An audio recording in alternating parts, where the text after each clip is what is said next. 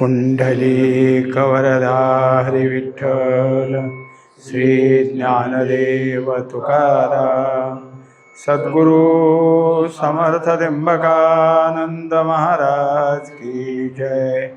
माऊली ज्ञानेश्वर महाराज की जय। जगद्गुरु तुकाराम महाराज की जय। श्री गुरुदेव दत्त। श्री तुकाराम महाराजांची गाथा पारायण प्रत। आज 163 क्रमांकाचा अभंग घ्यायचा आहे।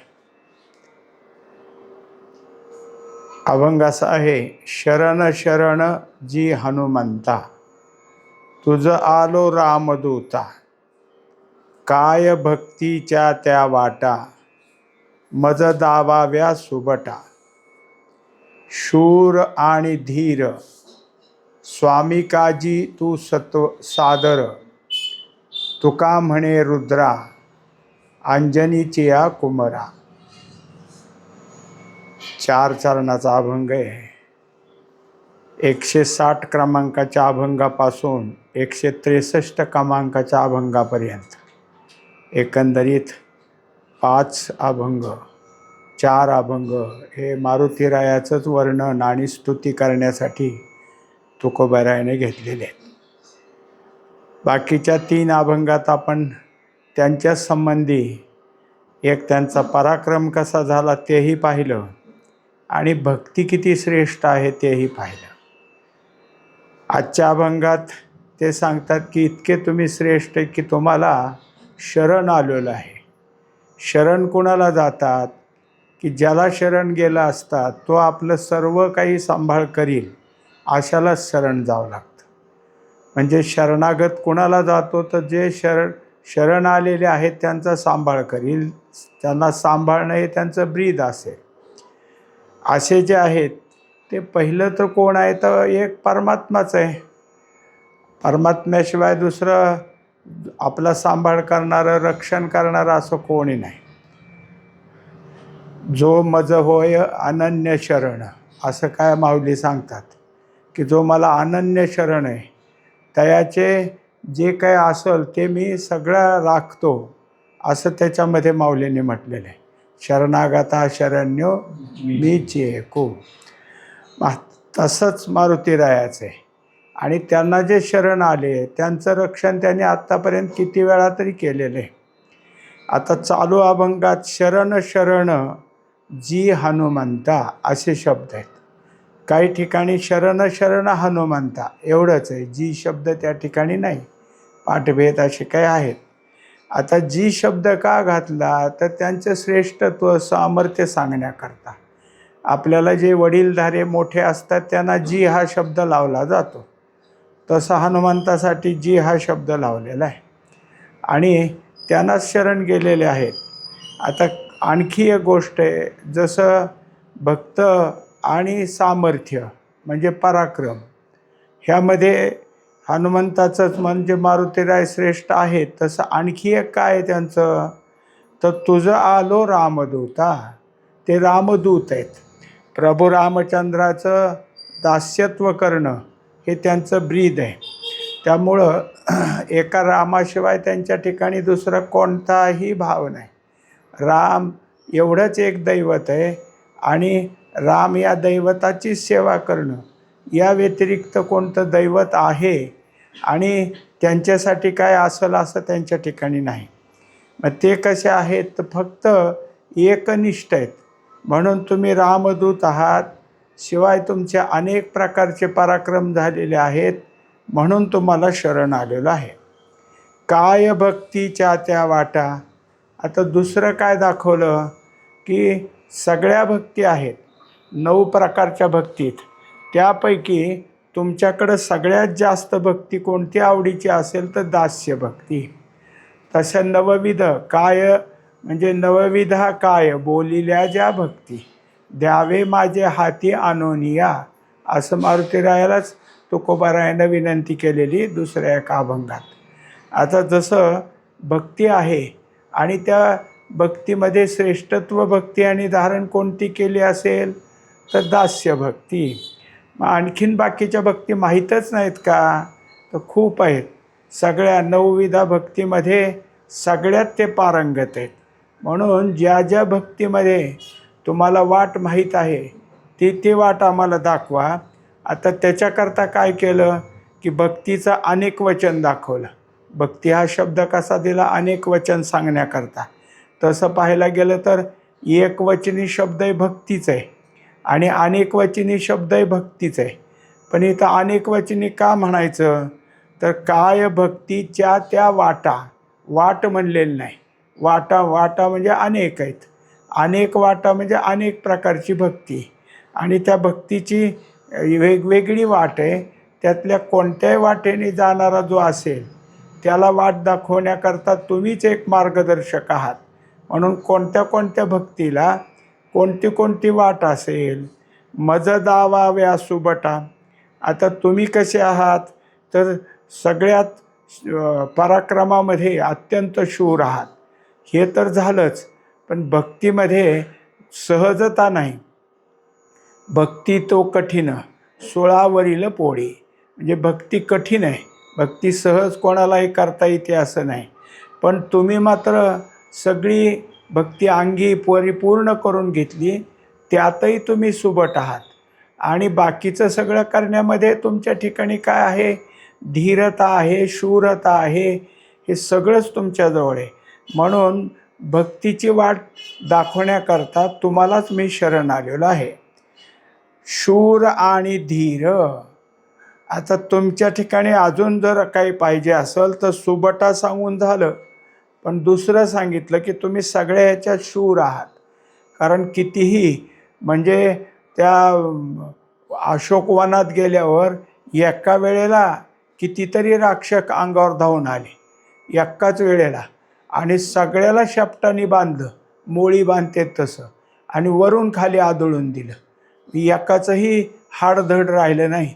सगळ्याचे कोणाचे हात मोडले, कोणाचे पाय मोडले, कोणाचे मान मोडले, कोणाचे कंबर मोडली. उठून रावणाला जाऊन सांगायला सुद्धा धड कोणी राहिलं नाही. एका वेळात सगळ्याला केलं. झालं.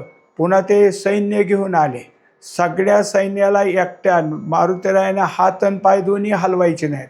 फक्त शेपटानेच सगळं शूरत्व करायचं. शेपूटच त्यांचं सगळं कार्य करायचं. म्हणजे असे तुम्ही शूर आहात. आणि किती पुढं आले तरी भीत नव्हता तुम्ही. तुमच्या ठिकाणी पळून जावं आता इतक्या पुढं कसं असं अजिबात नाही. म्हणजे धैर्य पक्क आहे. शूर असावतं, पण शूराजवळ धैर्य असणं हे तितक्यात तितकं चांगलं असतं. स्वामी काजी तू सादर. आता जसं पहिल्या चरणात तुझं आलो रामदूता, रामदूताचंच वर्णन आणखी एकदा केलं की राम कोण आहेत? तर स्वामीत. स्वामी म्हणजे मालक आहेत. आणि मालकाचं काम करणं हे जर काही असेल तर त्यामध्ये तुम्ही अत्यंत तत्पर आहात. मालकाचं काम करणं हे तुम्हाला अत्यंत चांगल्या प्रकारे अत्यंत आवडीने करत असता. आणि जिथं जिथं काय आहे की स्वामीच्या बद्दलचे जे निघल तिथं तिथं तुम्ही काय आहे की मनपूर्वक बोलता. म्हणजे असंच झालं की मारुतीराय आणि बाकीचे सगळे वानर रामासह समुद्र ओलांडून अलीकडे आले. आता तिथं आल्यावर काय करायचं होतं? तर रामाला महादेवाची पूजा करायची आणि मग तिथून काय आहे सगळ्यांनी जेवायचं.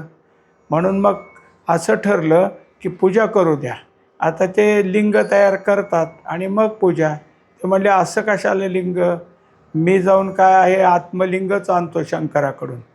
म्हणजे तुला उशीर लागेल. म्हणजे नाही लागत. मग हे कैलासावर गेले आणि आत्मलिंग मागितलं. ते म्हणले कशाला पाहिजे? म्हणजे रामाला पूजेला. राम कुठे आहेत? तर समुद्रकिनारी. समुद्रकिनारी का गेले? म्हणजे लंकेला गेलते. लंकेला का गेले? आता सगळं रामायणच सांगायला लागले. कारण रामाचं चरित्र सांगण्यात मारुतीरायाला आनंद. आणि इतकं सांगायला लागल्यावर इकडं वाट बघून बघून सगळी वानरं भुकेनं तिष्ठायला लागली. म्हणले आता जाऊ द्या. म्हणून वाळूचं तयार केलं आणि मग रामरायानं पूजा केली आणि सगळ्या वानरांनी आपलं काय असेल ते फलाहार केला. रामालाही आणून दिला आणि मग सगळं झाल्यावर मारुतीला तिकडं आठवण आली की आपल्याला लवकर बोलावलं आहे.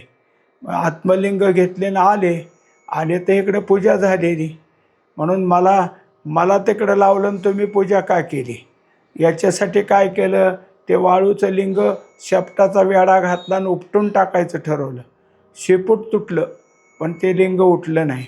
मग कळालं की आपण काय करतो कुठं. म्हणजे इतके त्यांच्या ठिकाणी काय आहे, स्वामी काजाबद्दलचं महत्त्व आहे. आणि प्रत्येक वेळेला स्वामी काजी तुम्ही जिथं जिथं असेल तिथं सादर. तुका म्हणे रुद्रा. आता हे सगळ्यात महत्त्वाची गोष्ट अशी, म्हणजे मारुतीराय हे काय आहेत, अवतारीत. कोणी अवतार घेतला तर रुद्राने अवतार घेतला. रुद्र म्हणजे कोण, तर रुद्र हे महादेवच आहेत. महादेवाच्या रुद्रानी इथं मारुतीरायाचा अवतार घेतलेला आहे. आणि तो अवतार कसा घेतला गेला, तर अंजनीनं काय केलं होतं, तपश्चर्या केली होती. अंजनी ही वानरी, आणि तिने तपश्चर्या अशी केली की शंकराला प्रसन्न करून घेतलं. आणि काय मागणी केली, तुझ्यासारखा पुत्र मला दे. ते म्हणले आता तुला जेव्हा योग येईल तेव्हा होईल. तू आपलं काय कर, सतत ओंजळ करून राहा. तुझ्या ओंजळीत जेव्हा काही पडल तेव्हा तू ते लगेच भक्षण कर, उशीर लावू नको, आणि त्यापासून तुला पुत्र होईल. आणि मग ती जी अंजनी पर्वतावर बसली ओंजळ पुढं करून, ती कित्येक दिवस. आणि मग इकडं रामरायाचे तिथं, म्हणजे राम जन्माला येण्याच्या अगोदर पुत्रकामेष्टी यज्ञ झाला. आणि त्याच्यातून जे एक भाग घारीने पळवला होता, ते घार उडत जात असताना तिच्या पायातून तो भाग निसटला, तो अंजनीच्या हातात पडला आणि अंजनीनं तो घेऊन टाकला.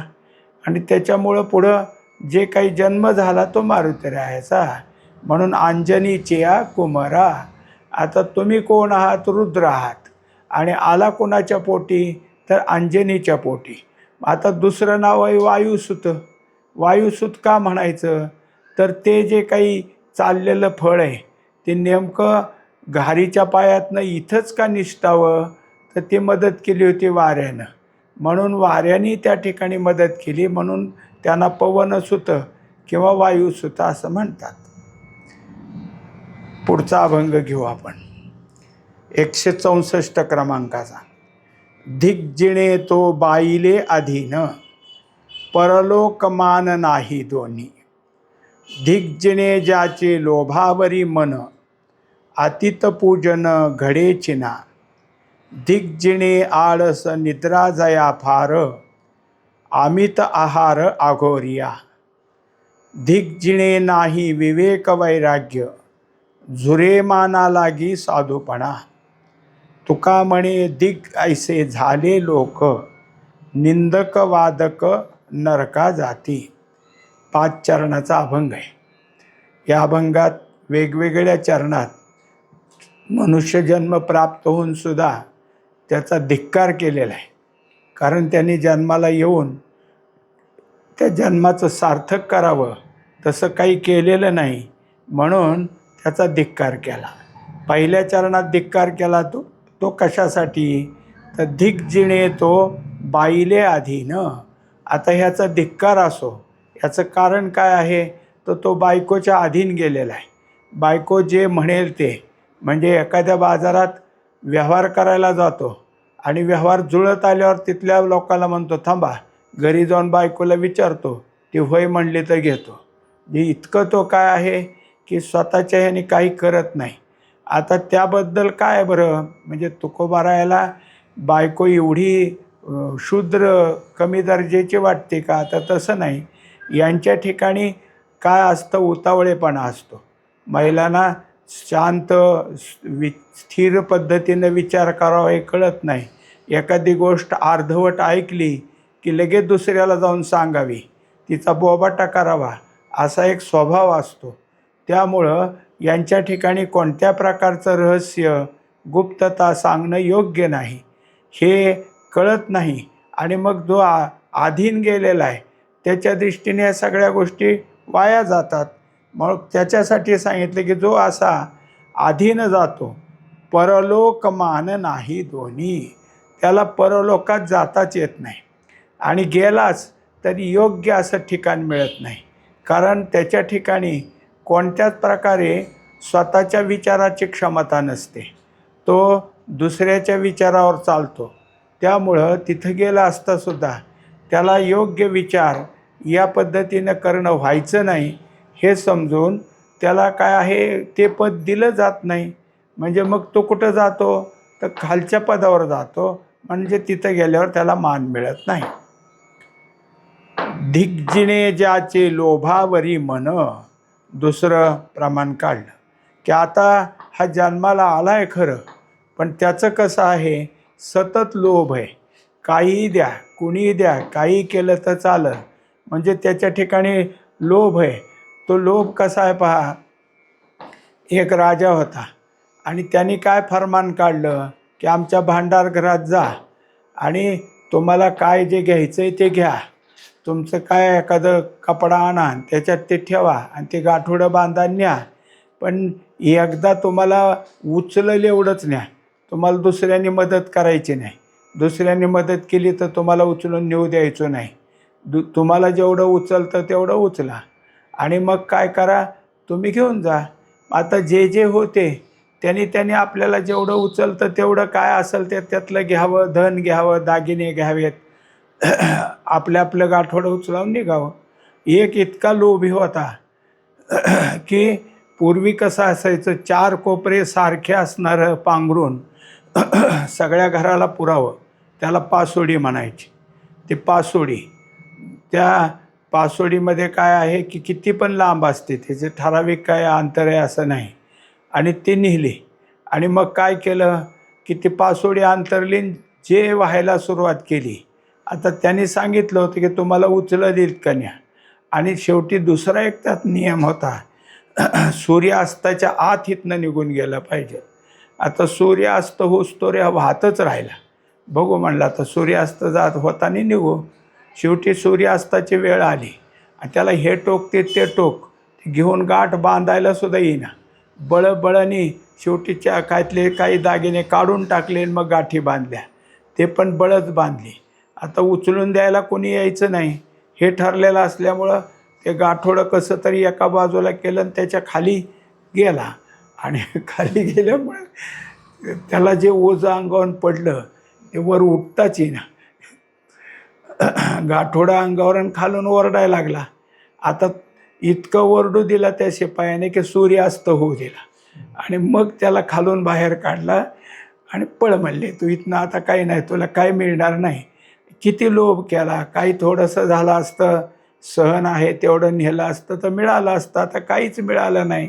मग हे जसं लोभी मनुष्य की काय करतो, तो तुकोबारायानं बऱ्याच अभंगात सांगितलं की तो पोटाला खात नाही पण तसंच कंजूसासारखं ठेवतो.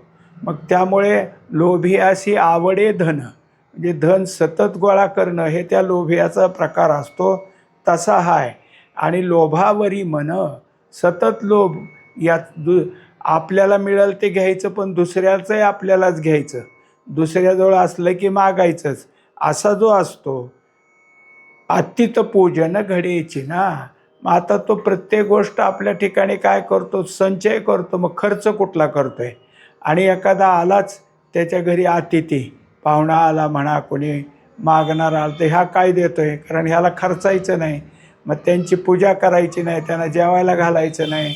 घातला असतो पण आम्हाला जमतच नाही आज, आमची अडचणच आहे आज, असं म्हणून जायचं. अतिथीची पूजा करणं हे तुमच्या आमच्यासाठी काय आहे की परलोकामध्ये जाण्याचं एक काय पुण्यच आहे. पण ते पुण्य त्याला मिळत नाही, म्हणून तो त्या पुण्य वाचून बाजूला राहतो. धिग्जिने आळस निद्रा जया फार. आता त्यात दाखवलं की ज्याचं जिनं इतकं वाईट आहे की त्याच्या ठिकाणी आळस आहे. काही झालं तरी तो काय आहे, ते करतो की आता जरा झोपतो म्हणतो, आता जरा बसतो म्हणतो. मग आता आळसाच्या पुढं काय असतं तर निद्रा. आळसन निद्रा ज्याला जास्त आहे तो काही केलं तरी, म्हणजे काही माणसं इतकी आळशी असतात की एकदा काय एक जण सांगितलं की जांभळाच्या झाडाखाली झोपला आणि आनेसा जांभळ त्याच्या पडलं तोंडावर, पण ते अडकलं मिशीत, खाली काय तोंडाकडे येईना आणि तो करून तर राहिला. आता त्याला कोणी म्हणले अरे घे, पडेल की म्हणला त्याचं ते, म्हणजे इतका आळशी की ते पुढं वडून खाली घ्यायचं तयार नाही. इतके आळशी असल्यावर काय करतील हे? यांच्या स्वतःच्या कल्याणासाठी काही करणार आहेत का? तर आळस करोनी व्यर्थ दवड आलं, फळ ते पावालं दुःख रूप. आणि आळसाचे पुढचे अवस्था कोण आहे तर निद्रा. अति झोपसुद्धा चांगली नसते. अति झोप ज्याला असं असेल त्याचा परमार्थ बुडाला, असं सगळीकडे भगवद्गीतासुद्धा सांगत असते. अमित आहार अघोरिया. आणि दुसरं गोष्ट सांगितलं, खातो फार इतकं की झोपीतनं उठायचं की खायचं, आणि खाऊन खाऊन पुन्हा झोपच लागते त्याला की झोपायचं, पुन्हा जागा झाला की उठतं की खातो. मग आता तो कसा अघोरिया, म्हणजे आंघोळ नाही काही नाही, कसंही असू द्या, पारशाने म्हणा आणखीन कोणत्या गोष्टीने म्हणा, खायचंच अतिशय अशुद्ध वागणारा त्याला अघोरी म्हटले. हा अघोरी आहे आणि नुसता खादाड आहे, आणि शिवाय काय करतो, झोप घेतो. याला तरी कसं परमार्थ व्हायचा? धिगजिणे नाही विवेक वैराग्य. आता त्याच्यानंतर सांगितलं की ज्याच्याजवळ विवेक नाही, आपण काय करावं, काय योग्य आहे काय अयोग्य आहे याचा विवेक म्हणतात. आणि अयोग्य कळालं तरी टाकून देण्याकरता वैराग्य लागतं ना. अयोग्य असून नुसतंच अयोग्य काय कळलं खरं पण टाकत नाही, मग टाकणं म्हणजेच त्याग करणं हे वैराग्य आहे. हे ज्याच्याजवळ नाही, झुरे माना लागी साधूपणा. आता विवेक वैराग्य काही सांभाळायचं नाही, आणि मला का कोणी साधू म्हणत नाहीत, मला साधू म्हणून मान द्या की.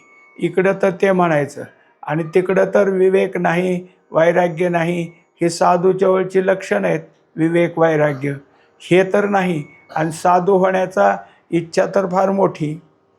तुका म्हणे दिग ऐसे झाले लोक. तेव्हा हे या जगतामध्ये असे काही लोक आहेत की त्यांचा धिक्कार असो, प्रत्येक चरणाला दिग म्हणलं आहे म्हणजे धिक्कार असो असं केलं आहे. आता यांचाही धिक्कार असो की असे लोक झालेत. काय करतात ते? वरचा धिक्कार तर सांगितला, पुढं सांगितलं निंदक वादक नरका जाती. निंदक म्हणजे निंदा करणारे. मग कोणाची निंदा करतात? सगळ्यांचीच करतात. म्हणजे दुर्जनाचे तर करतील पण कमी करतील, कारण दुर्जन ह्याला गप्प बसणार नाही. सज्जनाची जास्त करणार, कारण सज्जन ह्याच्या वाटं जात नाही, काही करू द्या त्यांनी म्हणतो. आणि निंदा तर करतोच. दुसरं सांगितलं वादक. वादक म्हणजे वाजवणारा नाही, वादक म्हणजे वाद घालणारा. हे वाद घालण्यामध्ये पारंगत आहे. काही झालं की थोडंसं झालं की असं कसं, जी गोष्ट माहीत नाही तिला आपल्याला फार माहीत आहे असंच दाखवायचं, उगाच वाद घालायचा. मलाच वाटतं तसं. अहो म्हणले कोणत्या शास्त्र सांगितलं? कशाला शास्त्र? मला वाटतंय म्हणून, मला समजतंय म्हणून. म्हणजे असा वाद घालणार, त्याला आधार कोणता नाही, पण वाद घालण्याची खुमखुमी जास्त. म्हणले ह्याला काय जागा आहे? त्याला नरका जाती. नरकाशिवाय ह्याला काय जागा आहे? पुढचा अभंग आहे 165 क्रमांक.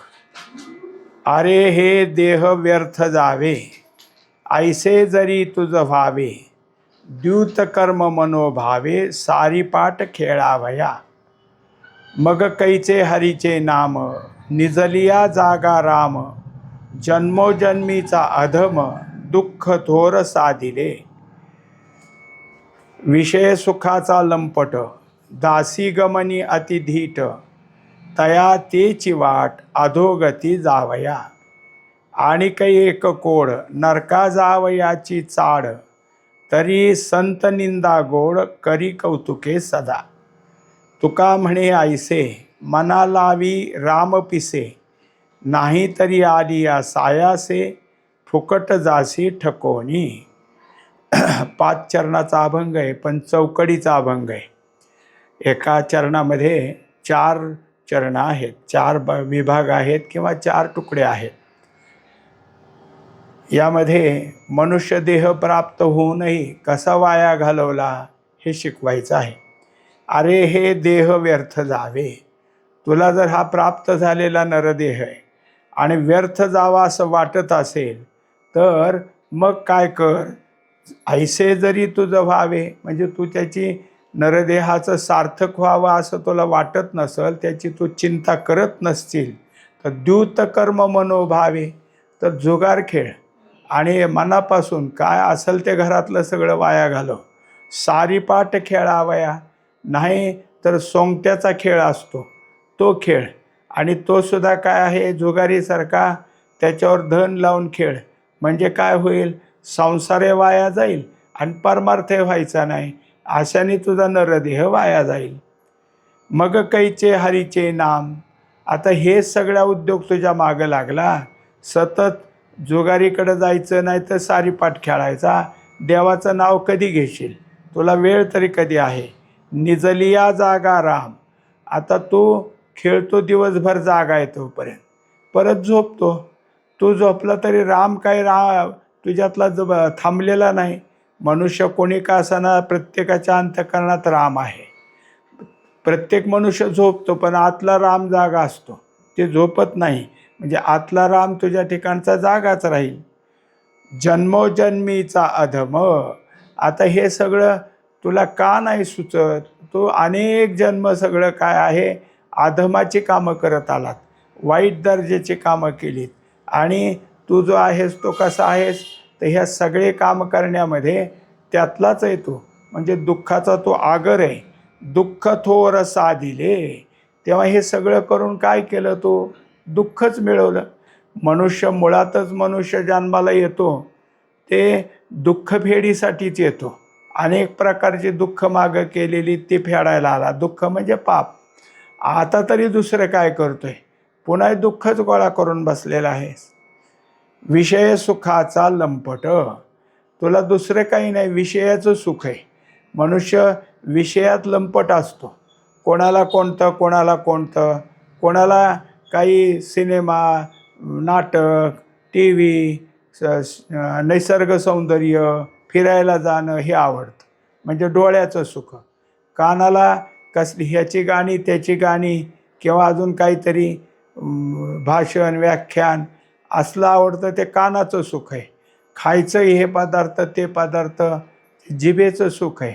झालं जे काय अजून ह्याचा अत्तर त्याचा अत्तर त्याचा अत्तर वेगवेगळे अत्तर ते नाकाचं सुख आहे.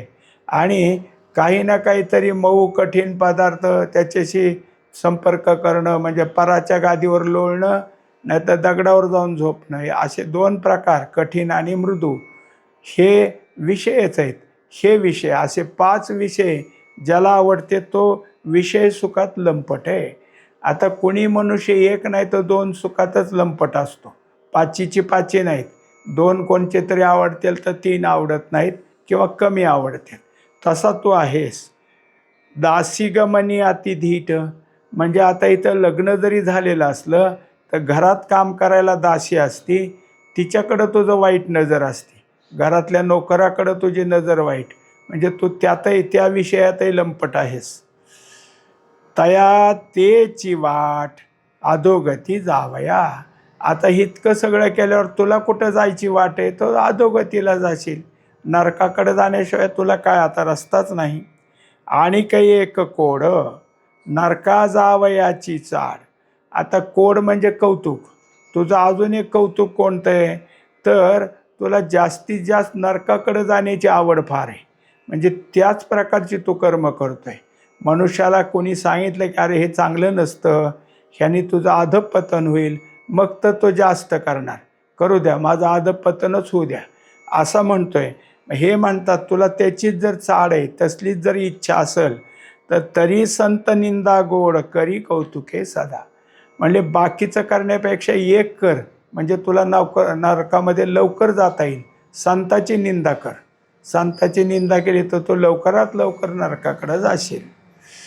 तुका म्हणे ऐसे मना लावी राम पिसे, आता हे सगळं सोडून दे, त्याच्यापेक्षा रामनाम घे, रामनामात वेडा हो. असं जर झालं तरच तुझं बरं होईल. नाही तरी आली या सायासे, नाही तर हा देह काय सहज मिळालेला नाही. पावलं हा देह काकतालीन्य आहे असा मिळाला आहे, सायासाने मिळाला आहे, आणि फुकट जाशी ठकोनी, तेवढा मिळालेला देह तो काय करशील, वाया घालवशील, व्यर्थ जाईल. आणि त्यात काय आहे की मिळालेलं म्हणजे देवाने तुला आता पाप पुण्य समान करून नरदेह दिला की इथनं तरी सुटशील, तर देवालाच फसवलं तू. मी नाही सुटणार म्हणून पुन्हा गुंतला. ही तू काय, देवाने तुझी सोय केली, तू तर त्याला फसवलंय आणि देह व्यर्थ घालवाय. पुंडलिक वरदा हरी विठ्ठल, श्री ज्ञानदेव तुकाराम, सद्गुरु समर्थ त्र्यंबकानंद महाराज की जय, माऊली ज्ञानेश्वर महाराज की जय, जगद्गुरु तुकाराम महाराज की जय. श्री गुरुदेव दत्त.